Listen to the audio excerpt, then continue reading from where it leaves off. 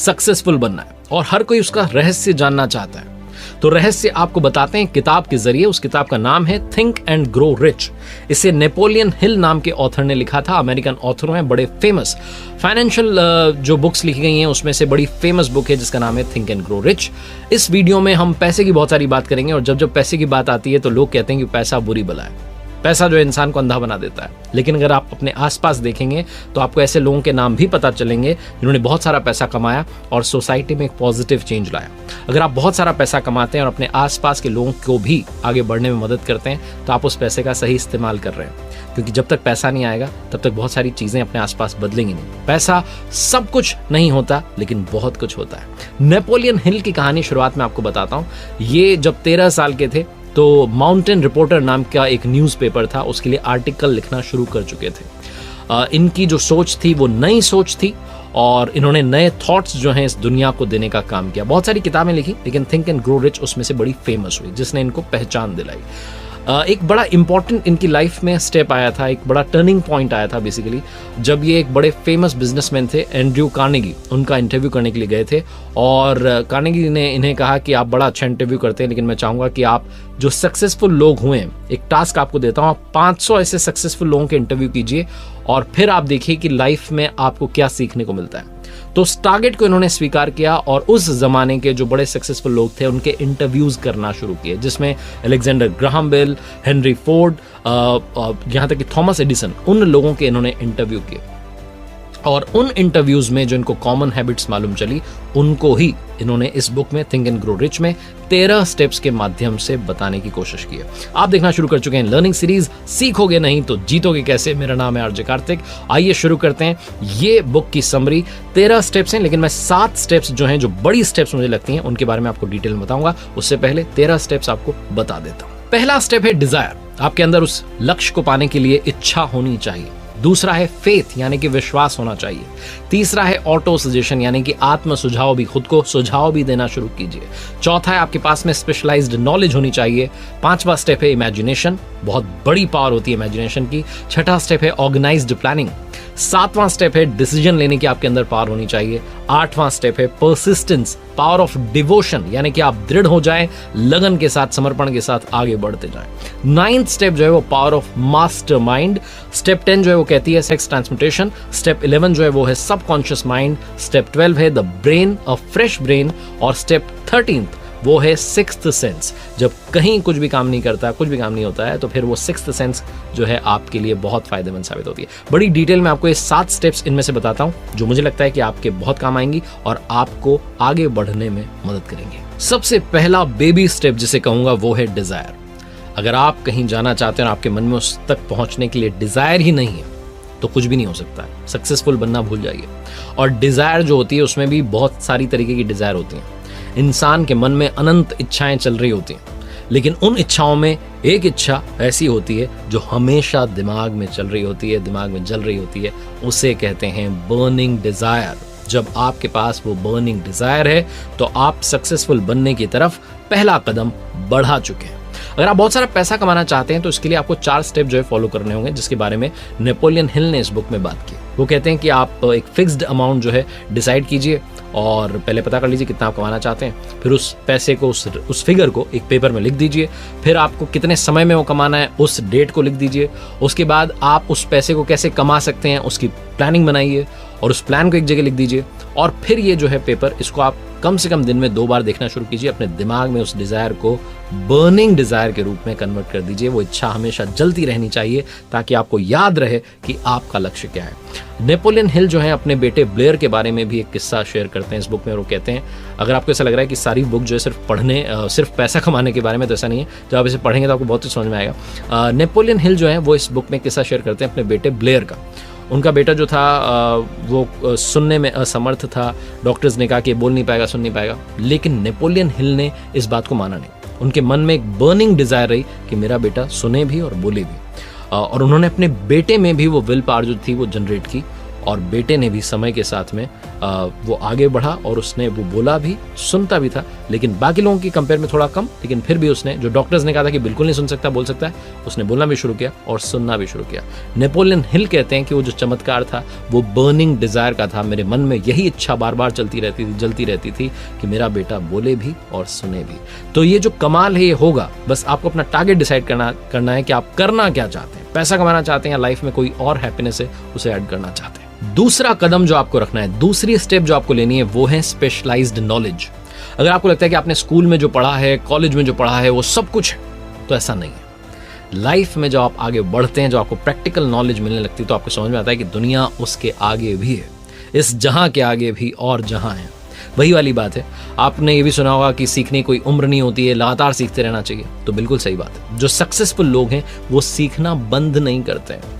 और specialised knowledge का मतलब है कि नॉलेज तो होती है लोगों के पास, लेकिन आप उस एरिया के एक्सपर्ट बन जाएं। लोग ये कहना शुरू कर दें कि अगर आपको सच में जानना है तो आप उस बंदे के पास चले जाओ, बंदी के पास चले जाओ, वो जो व्यक्ति है वो आपको सही नॉलेज देगा। तो यानी कि आप उस एरिया के एक्सपर्ट बन चुके हैं। और ये कैसे होगा? ये पढ़ने से होगा। बहुत सारे लोग जिनको लगता है कि हमने तो पढ़ लिया कॉलेज में, स्कूल में, अब क्या पढ़ने की जरूरत है, तो आप बहुत पीछे रह जाएंगे। जमाना बहुत स्पीड से दौड़ रहा है, आपको अपना ज्ञान जो है उसी स्पीड के साथ में गेन करना होगा। अगर मैं बात करूं थॉमस एडिसन की, तो वो सिर्फ स्कूल गए 3 महीने के लिए, लेकिन उसके बावजूद उन्होंने कमाल कर दिया। तो सिर्फ स्कूली जो शिक्षा है वही काफ़ी नहीं होती है। सचिन तेंदुलकर की बात करें तो उन्होंने स्कूल जो एजुकेशन थी वो उतनी ज़्यादा नहीं है उनकी, लेकिन वो अपने फील्ड के मास्टर हैं, यानी कि वो उस फील्ड के स्पेशलाइज्ड नॉलेज को रखने वाले इंसान हैं। आप एक्सपर्ट बन सकते हैं, किसी भी एरिया के एक्सपर्ट बन सकते हैं। उसके लिए स्कूल और कॉलेज की नॉलेज काफ़ी नहीं होती, आपको और सारी नॉलेज जो है गेन करनी होती है। उसके लिए आप क्या कर सकते हैं? तो आप सेमिनार्स अटेंड कर सकते हैं, आप एक्सपर्ट्स के जो वीडियोज़ हैं वो देख सकते हैं, आप एक्सपर्ट्स की जो ऑलरेडी एक्सपर्ट्स हैं उनकी बुक्स पढ़ सकते हैं। उन एक्सपर्ट्स से अगर आपकी मुलाकात हो जाती है, 1 to 1 बातचीत हो जाती है, तो उनसे भी काफ़ी कुछ सीख सकते हैं। आसपास हमारे बहुत सारा ज्ञान है, असीमित ज्ञान है, बहुत अथाह ज्ञान भरा हुआ है। बस शर्त यह है कि क्या आप उस ज्ञान तक पहुंचना चाहते हैं। तीसरा स्टेप है इमेजिनेशन, जिसके बारे में हमने काफ़ी बात की बहुत सारे वीडियोस में, और वही जो स्टेप है, वो जो हैबिट है, कॉमन हैबिट, उसके बारे में इस बुक में भी कहा गया है। पावर ऑफ इमेजिनेशन बहुत मैटर करती है। अगर आप जैसा चाहते हैं, जैसा पाना चाहते हैं, वैसा सोचना शुरू कर दें, तो लॉ ऑफ अट्रैक्शन काम करना शुरू करता है। उन चीज़ों को आप अपनी तरफ अट्रैक्ट करने लगते हैं और वही चीज़ें आपकी लाइफ में होने लगती हैं। चौथा स्टेप है ऑर्गेनाइज्ड प्लानिंग। प्लानिंग तो हर कोई करता है, लेकिन अगर आप ऑर्गेनाइज्ड प्लानिंग के साथ आगे बढ़ते हैं तभी लाइफ में चेंज आएगा। आपको लगता है कि मैंने प्लान बना लिया, ऐसे ऐसा करूंगा, वैसे वैसा होगा, ऐसे ऐसे नहीं होता है। आपको सारी चीज़ों को नोट डाउन करना होगा, पेपर पर लिखना होगा और डिसाइड करना होगा कि क्या ये सब हो सकता है, और अगर हो सकता है तो कैसे हो सकता है। एक्सपर्ट्स की राय लेनी होगी। फॉर एन एग्जाम्पल हम बात करते हैं अगर एक स्टार्टअप की, अगर आप कोई स्टार्टअप शुरू करना चाहते हैं और आपके दिमाग में आइडिया आ चुका है, आपने मन में कुछ प्लान बना लिया, तो ऐसी चीज़ें नहीं होती। आप उस आइडिया को पहले पिच करके देखिए अपने आसपास के लोगों पर। आपके घर में जो लोग हैं उनको सुनाइए कि ये मैं सोच रहा हूँ ऐसा करने का, कैसा लग रहा है। आपके जो दोस्त हैं उनको सुनाइए कैसा लग रहा है। पिच करने की कोशिश कीजिए और समझिए कि यही मेरे कस्टमर बनने वाले हैं। उनके क्या क्रॉस क्वेश्चंस आते हैं, क्या वो सवाल उनके मन में उठ रहे हैं, उन सवालों को समझने की कोशिश कीजिए। आप इतने तैयार हो जाइए कि जब आप स्टार्टअप की दुनिया में सच में जाएं तो फिर आप कमाल कर दिखाएं। आपको पीछे जाने के सारे रास्ते जला देने चाहिए, और वो तभी जलेंगे जब आपकी प्लानिंग जो है वो ऑर्गेनाइज्ड होगी। नेपोलियन हिल भी इस बुक में लिखते हैं कि अगर हम गलत दिशा में जा रहे हैं और सही काम कर रहे हैं लेकिन गलत डायरेक्शन की तरफ जा रहे हैं, फिर वो काम नहीं हो पाएगा। सही काम को सही प्लानिंग के साथ करेंगे तभी वो काम सही तरीके से हो पाएगा। 5वां स्टेप है परसिस्टेंस, पावर ऑफ डिवोशन। जब भी परसिस्टेंट होने की मैं बात करता हूं तो मैं बात करता हूं उन लोगों की जो अड़े रहे, टिके रहे, दृढ़ रहे और कमाल करके दिखा दिया। जिस तरीके से कहते हैं ना कि जो स्टील है उसको बनाने के लिए कार्बन जो है वो बेसिक है, ठीक वैसे ही सक्सेसफुल बनने के लिए जो बेसिक चीज़ है वो है आपकी पावर ऑफ डिवोशन। आप कितने लगन के साथ आगे बढ़ रहे हैं, सुपर इंपॉर्टेंट चीज़ है। और कुछ लोग कहते हैं कि मैं तो लगन के साथ आगे नहीं बढ़ पाता हूँ, मेरे अंदर तो परसिस्टेंस है ही नहीं, मैं तो टिका ही नहीं रह पाता, बार बार डिस्ट्रैक्ट हो जाता हूँ। तो 4 बड़े आसान तरीके नेपोलियन हिल ने इस बुक में थिंक एंड ग्रो रिच में बताए हुए हैं। पहला तरीका कहता है कि आपका गोल फिक्स्ड होना चाहिए। दूसरा तरीका कहता है अच्छी प्लानिंग होनी चाहिए। तीसरा स्टेप जो है वो है आप एक पॉजिटिव माइंड के साथ आगे बढ़ें कि ये सब कुछ होगा जो सोच रहा हूँ। और चौथा है आपके आसपास डिटरमाइंड लोगों का ग्रुप होना चाहिए। अगर आप ऐसी संगत में रहेंगे जो लोग आपको बार बार डिस्ट्रैक्ट कर रहे हैं, आपको दूसरी चीज़ों में लगा रहे हैं, तो कभी भी आप परसिस्टेंट नहीं बन पाएंगे, कभी भी आप सक्सेसफुल नहीं बन पाएंगे। ऐसे लोगों के साथ रखिए ऐसे लोगों का साथ रखिए और ऐसे लोगों के साथ रहिए जो आपकी तरह ही सेम अप्रोच लाइफ में रखते हैं, फोकस्ड गोल के साथ आगे बढ़ रहे हैं। वो आपको भी आगे बढ़ने के लिए मोटिवेट करेंगे, इंस्पायर करेंगे। सिक्स्थ जो स्टेप है जिसके बारे में बात करना चाह रहा हूं वो है फ्रेश ब्रेन। हम इंसानों को जानवरों से एक ही चीज अलग करती है, वो है हमारी ब्रेन, हमारा दिमाग, जिसका इस्तेमाल करके इंसानों ने इस दुनिया को बदल दिया है और हम मंगल पर पहुंचने की बात कर रहे हैं। फ्रेश ब्रेन का अगर आप इस्तेमाल करते हैं तो आप कमाल कर जाएंगे। फ्रेश ब्रेन का मतलब है फ्रेश आइडिया, फ्रेश अप्रोच के साथ आप आगे बढ़ते हैं तो आप दुनिया में रिच बन सकते हैं। यही इस बुक में बताया गया है। जैसे कहा जाता है, आपने कहावत सुनी होगी कि बॉडी बिल्डिंग करनी है तो डंबल उठाइए, और अगर आपको ब्रेन बिल्डिंग करनी है तो बुक्स उठाइए। अपने आसपास ज्ञान जो, जैसा मैंने बताया कि असीमित है, उसके पास पहुंचिए और कमाल करना शुरू कीजिए। आपको बहुत सारी जब नॉलेज मिल जाएगी तो आपके दिमाग में वो आइडियाज आने लगेंगे जो इस दुनिया को और बेहतर बना सकते हैं और आपकी लाइफ को कंप्लीटली चेंज कर सकते हैं। और जैसा मैंने बताया कि बुक में 13 स्टेप बताए गए हैं, लेकिन हम 7 बड़े स्टेप के बारे में बात कर रहे हैं, तो आखिरी में बात कर लेते हैं जो 13 स्टेप बताया गया है, सिक्स्थ सेंस। नेपोलियन हिल ने कहा कि सक्सेस की जो सीढ़ी है उस पर ऊपर की तरफ भीड़ नहीं होती है। जो 12 स्टेप बताए गए उनको अगर आप सही तरीके से अपनाएं तो 13वें स्टेप पर पहुंचेंगे जिसका नाम है सिक्स्थ सेंस। कहा जाता है कि अमीर बनने के लिए सिक्स्थ सेंस का इस्तेमाल करना ही चाहिए। हर इंसान में 5 इंद्रियां होती हैं, साइट, स्मेल, हियरिंग, टच और टेस्ट, लेकिन सिक्स्थ सेंस जो है वो हमारे सबकॉन्शियस ब्रेन में छुपी होती है। कभी आपको ऐसा लगा कि आप एग्जाम देने गए और आपने सोचा था कि इस क्वेश्चन आ सकता है, वही वाला क्वेश्चन आ गया और क्वेश्चन पेपर सॉल्व करते आपने कहा यही तो मैं सोच रहा था। ऐसा हो जाता है। बड़े बड़े फाइनेंशियल जो एडवाइजर्स हैं वो कई बार सारा डेटा एनालाइज करते हैं और आगे बढ़ते हैं, लेकिन तभी उनका पैसा डूब जाता है। और कुछ लोग होते हैं जो सिक्स्थ सेंस पर काम करते हैं और कमाल करके दिखाते हैं। वो आपके उस अवचेतन मन की आवाज होती है जिसको आपने सुनना आना चाहिए। इसी को फीलिंग कहते हैं, गट फीलिंग कहते हैं, इसी को इंस्टिंक्ट कहते हैं।